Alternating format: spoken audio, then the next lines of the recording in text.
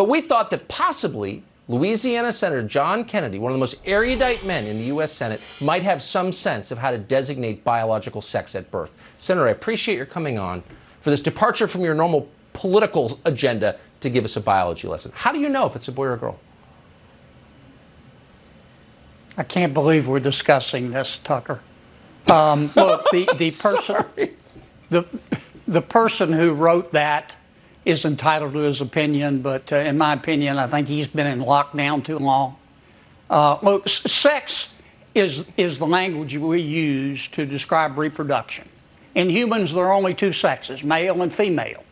Males have the potential to produce sperm. Females have the potential to produce ova. These are observable physical characteristics. Sex is not a spectrum. It's binary. You're either male or female. Now, I do believe that gender dysphoria exists. It's rare, maybe 1 in 30,000 males, 1 in 100,000 females. Gender dysphoria is not an observable physical characteristic.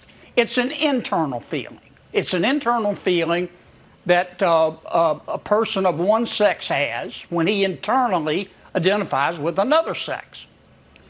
I think most Americans believe it's wrong to discriminate against someone because of an immutable characteristic like sex or race, but that's not what the Equality Act is about. The Equality Act is about power and government.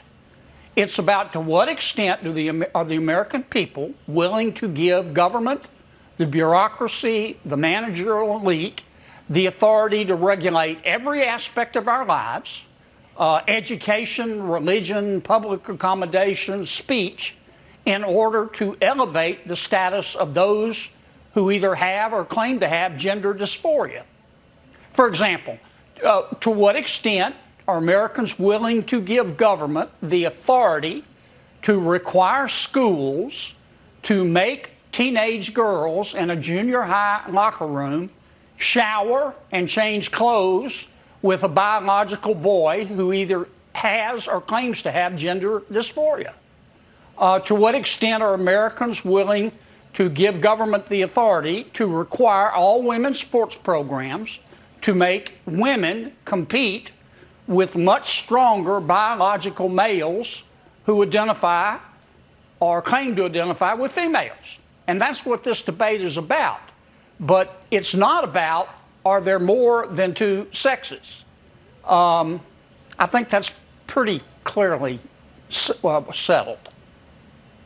That is the calmest and clearest explanation, and I would say also a very reasonable and moderate explanation, non-ideological explanation of reality I've heard in a while.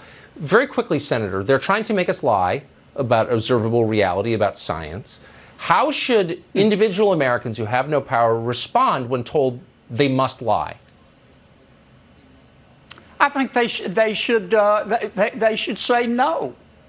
I think they ought to be very frank.